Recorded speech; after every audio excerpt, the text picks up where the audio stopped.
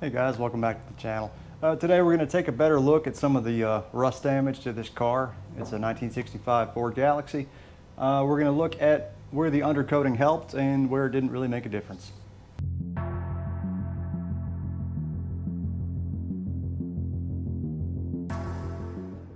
So guys, what is undercoating? Well, undercoating is as simple as it sounds. It's a layer of protection you apply to the underside of your car to protect it from the elements. It's meant to act as a rust inhibitor and to just extend the longevity of your vehicle.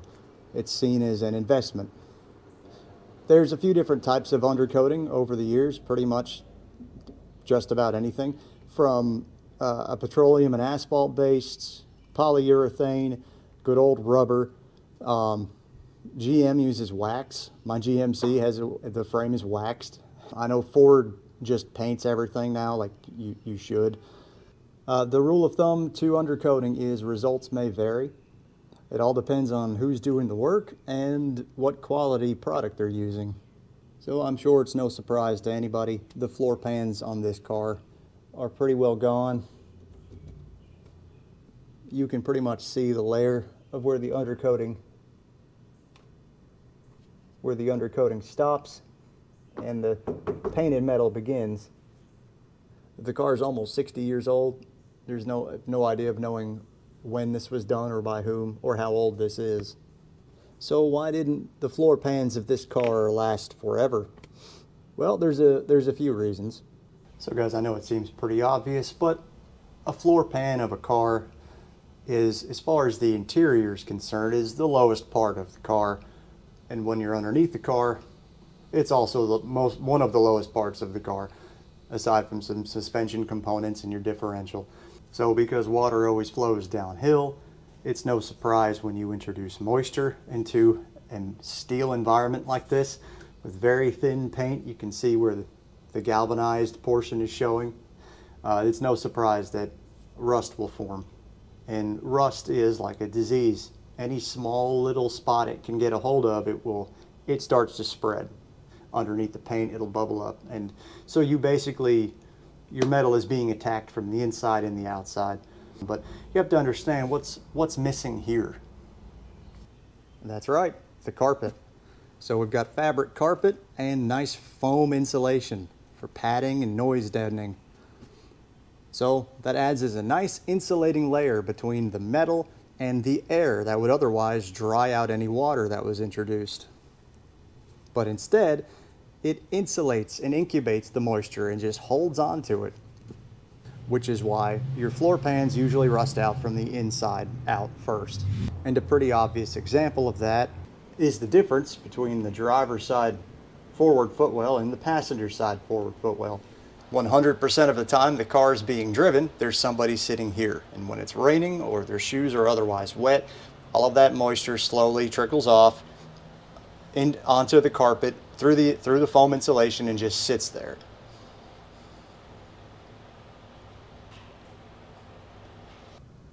So guys, the idea is pretty obvious. You want to protect anything on the car that's made of metal that's exposed to the elements. I mean, even paint could be considered an undercoating, which it pretty much is. The factory paints all this stuff before it gets put on, but the coatings are relatively thin, and because it's the underside of the car and it's very low to the ground, it's always going to get nicks and scrapes and stuff and scrape that paint off, and then you have bare metal exposed to the elements. So the idea of undercoating is to take the existing paint one step further and protect that by applying big thick portions of this goopy stuff. So where does that turn into a problem, and why do people always say, oh, don't waste the money on an undercoating, it's a ripoff? In some cases, yes, it does extend the longevity of the vehicle, but it all depends on what type of environment you're operating in. You know, if you live anywhere where they salt the roads, undercoating it might protect certain parts of the vehicle, but other parts of the vehicle are still going to get rust damage. The reason why it's not that big of a difference is because you run into issues like this. So you run into these little spots where they have cracks all over the underside of a car. Now again, this is a 60-year-old car. That's not surprising. This can happen within the first year. This is a very similar problem to our carpet scenario. Now this is a wheel well. This is gonna be constantly bombarded with water when this car is being driven in the rain. So what is this gonna do? It's gonna get moisture in behind it and hold on to it. It's gonna retain it. Same with anywhere else on the car. Once moisture is introduced and wicked up into that cavity, that layer between the paint and the undercoating, now it's insulating the moisture and holding on to that moisture for a lot longer than it would if you just had a wet part of the underside of the car. It would just evaporate, it would just dry off. So that's why our undercoating can actually hurt you down the road.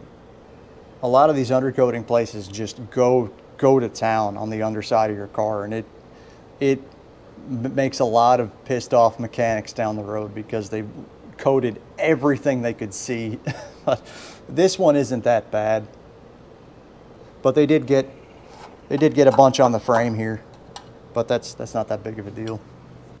So you have your carpet and foam that retains moisture. You have undercoating that in many spots can trap and retain moisture. You have trim right around here. What went here? A very long piece of chrome trim, and you can see right along here, the backside. What did that do? It trapped moisture. There was a bunch of like sand in here when I took it all apart, and it trapped all that moisture, and here we go. We got all this bubbling up rust. If you're into older cars, you already know all this. Water is the enemy. Water always wins. So all you can do is take as many preventative steps as possible, which is why they sell so many people on the undercoating process. So guys, let's see behind door number 1. We'll see how this part of the wheel well fared.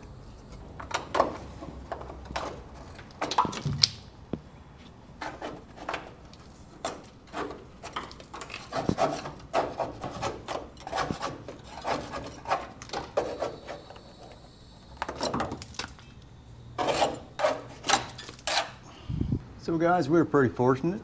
Just started to have a little bit of rust down here in that low spot, but other than that, we lucked out pretty well there on this one spot of the entire car.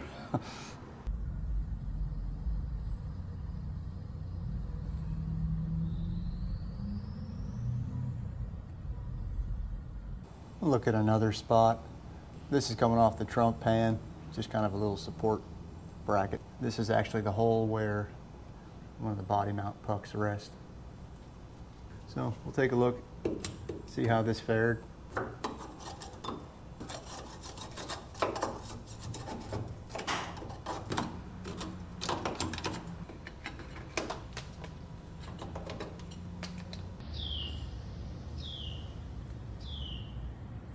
Not too bad. The good thing about having an engine that leaks oil is kind of have a built-in rust inhibitor right there.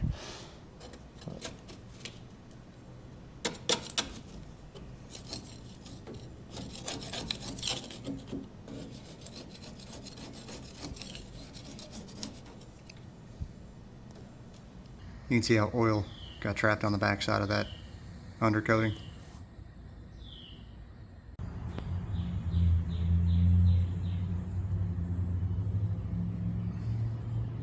So guys, interestingly enough, the passenger side wheel well really doesn't have that much undercoating left. We'll take a look.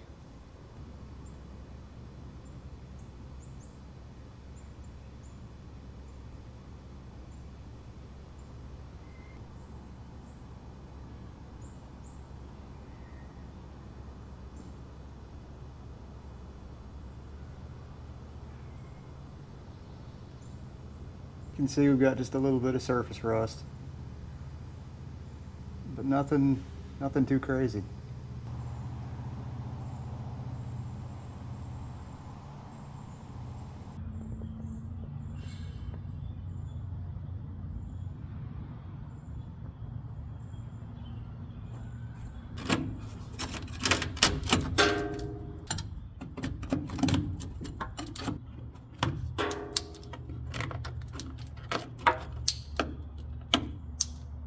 You can see where those little spots are starting to form.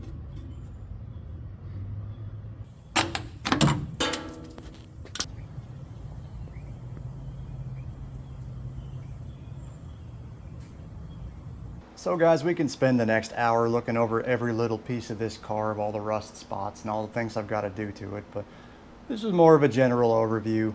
I know a lot of you already know what undercoating is, and there are some pros to be said about it. I mean, the thicker rubberized and the asphalt petroleum-based stuff that this car has on it, you know, little rocks that get kicked up, it's going to act as a barrier. But I get back in the day, some model cars, even in the 60s, they'd be rusted out in 3 or 4 years, depending on where you lived. So I guess there's something to be said there.